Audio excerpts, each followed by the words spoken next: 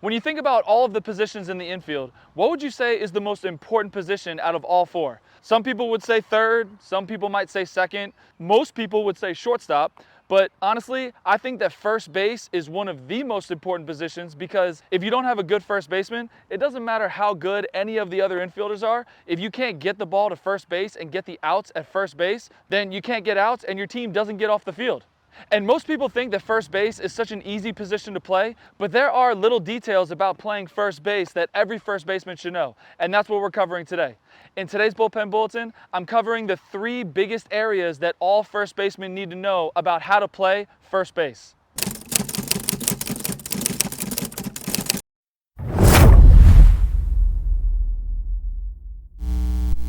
Hey team, I'm Coach Hart, this is Building Better Baseball, and this is the best place for baseball education. If we've never met before and this is your first video, I want to say welcome to the team. If we've already met, then welcome back. Before we get into it, I want you to grab your free guide that's linked down in the description below. It's how to best prepare for baseball tryouts. I know that fall tryouts are coming up soon, so grab this guide so you can be the most prepared for your baseball tryouts. Now, let's get into the 3 areas of how to play first base. The first thing we're going to cover today is how to cover first base on any ground ball in the infield. So when you're playing first base, you're obviously playing off of the bag first, right? And then the ball gets hit to any of the other positions. And your job is to go to cover first base so you can get the out, right? Now, when you go to first base, you want to get there as quickly as possible because you want to see where the ball is and you want to prepare yourself to catch the ball.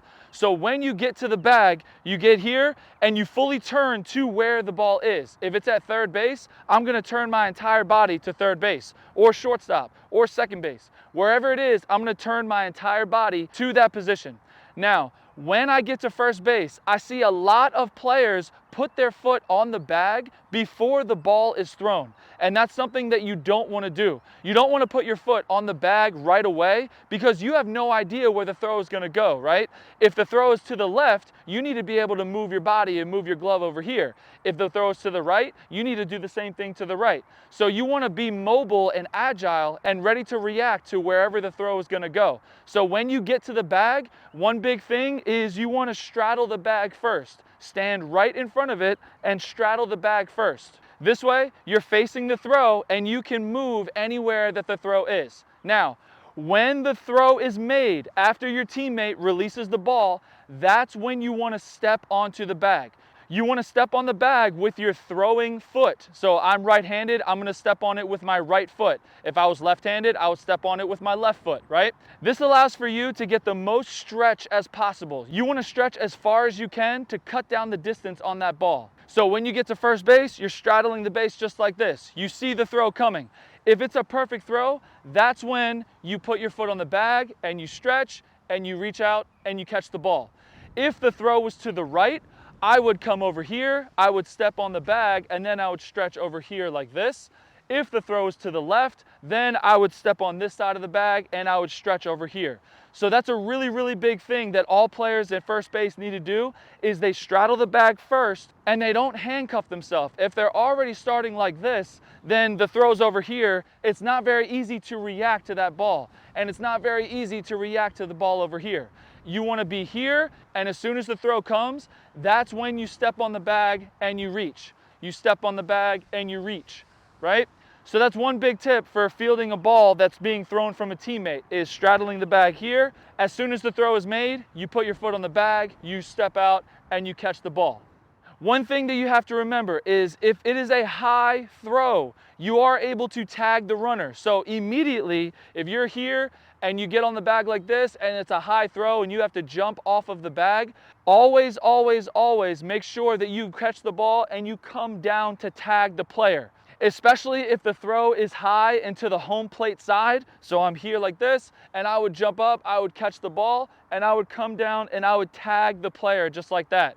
And same thing, even if you don't have to jump and the throw pulls you to the home plate side, you're gonna catch it like this and you're gonna hear like this and you're gonna tag just like this. Strong, hold that ball in there so you can secure the tag.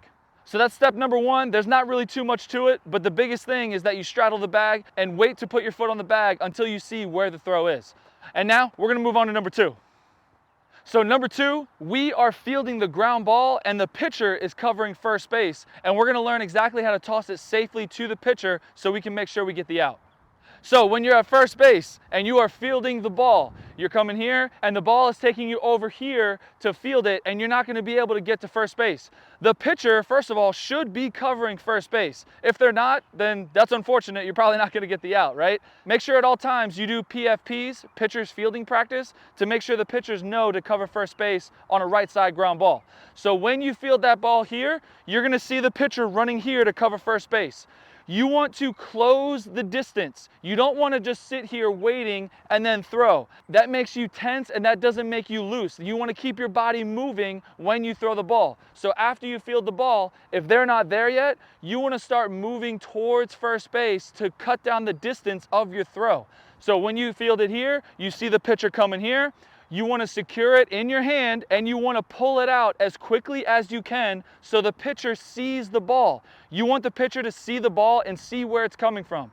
If you keep it in your glove, the pitcher has no idea where it is. Obviously it's in your glove, but he can't see the actual ball. And if you just pull it out like this, it's really hard to pick it up. So after you field it and you see the pitcher covering first, you want to pull it out immediately so the pitcher sees it and they can have a better chance of catching the ball. As the pitcher is coming here, you're cutting down the distance, you're moving towards first base. You want to come here and you want to do a little toss. You want to come back here. You don't want to go all the way back here, right? You just want to come a little toss here. And when you toss it, you want to go here and you don't want to go higher than your shoulder. If you go higher than your shoulder like this, that's where the ball is going to go, right? So when you toss it, you want to have a firm toss, boom, like that. So when you toss it, boom, you don't want to go higher than your shoulder. Just toss it, a firm toss. You don't want to flip it up or anything like that. You want to have a firm toss to the pitcher where it's a straight line to the pitcher's glove. Make sure you hit the target. One other thing to think about is the pitcher is going to be moving, right? You're going to be tossing to a moving target. So make sure you throw it in front of them. So if I'm the pitcher and I'm running here like this, and I'm the first baseman over here, I'm going to throw the ball here because I want to throw it in front of them because that's where the pitcher is going to be. I don't want to throw it at them right here, right? Because by the time the ball gets to me, it's going to be behind me, right? I don't want to do that. I want to lead them to the bag to make it as easy as possible for them to catch the ball. So the pitcher's coming here. I'm a first baseman. I'm going to throw the ball right here to make sure that they can get that catch, and then they can get here and get that out. So those are just a few tips on how to toss the ball and field the ball when you are not covering first base and the pitcher is covering first base. If you do all of these tips, you're going to get the out every single time. Now we're going to move on to number 3. Number 3, we're going to learn how to hold the runner properly. So when you're old enough, the base runners are able to lead off of the base. As a first baseman, we need to be able to hold the runners properly. And if the pitcher picks off and the runner goes, we need to be able to start that rundown and get that out. And we're going to go over that right now. So first thing is, when you're holding the runner, you do not want to straddle the bag. So I see some people do this. You don't want to straddle the bag because this would interfere with the throw from the pitcher. So if you're sitting here like this and you're expecting to go down like that, when the pitcher throws the ball, if it's a good throw here, that base runner is going to be coming back here. So you have the potential to interfere, to have you guys hit, and the ball could hit the base runner, it could hit your glove and bounce out of your glove. You don't want that to happen. You don't want any interference between the pitcher's throw and the base runner diving back. So what you do is you put your foot right on the corner just like this. Whether you're righty or a lefty, doesn't matter. You're going to put your foot here like this. The base runner, if they're taught well and they're coached well, they're going to be diving back to the back corner of the bag just to be the farthest away as possible. That's where we're going to be able to put our tag, all right? Now, when you set up, you want to be in an athletic stance. You don't want to just be sitting here like this catching the ball, right? You want to be in an athletic stance down here. One of the most important things is your target, where your target is. You don't want to be out here like this. If you catch the ball here, this means that you have to take your glove from here all the way here, right? Now, what moves faster, the ball or your hand? If the pitcher throws it hard enough, the ball is going to move faster, right? So let the ball's speed do the work. Your target needs to be right down here, right? So this way, if there's a good throw by the pitcher, all you're gonna do is you're gonna catch the ball here and tag and swipe tag just like that. That is much quicker than being out here, catching it here, and then going all the way here. That's too far of a distance for your glove to move. You just want to be here, have the throw come here, and then swipe tag like that, right? Now, as I said before, the runner is going to be diving back to the back corner, so that's where you want to tag. You don't want to be trying to tag here and then having to reach for the body. You want to go exactly to the bag. You want to tag the bag. I always say with any tag at any base, where does the base runner have to go to be safe?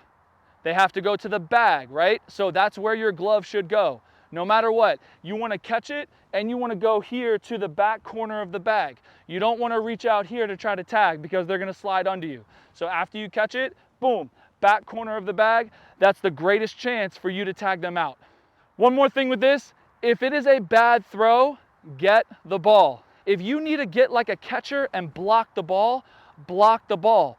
You want the runner to stay on first base no matter what. If that ball gets past you, they're going to second, and if it's a big fence, they're sometimes going all the way around to third. We don't want that to happen. And you know pitchers, sometimes they just make bad throws to first base. So protect the ball, make sure the ball stays to you. And the last thing with this is a rundown. So let's say that you're holding the runner like this, and as soon as the pitcher picks off, that runner takes off and goes. The number one thing you want to do is you want to come to the ball. As soon as you see that runner go, you want to get off of the base and you want to put out your target and come to the ball. Move to the ball. That does two things. That cuts down the distance between the throw so you can get to the ball faster, because if you're sitting here waiting here, that's a longer distance for the throw to come, right? So you come step off the bag, come to the ball. The second thing it does is it creates a throwing lane for you. You don't want to be back here in the baseline where the base runner is and then throw from here because you're going to hit the base runner in the back, right? You don't want that to happen.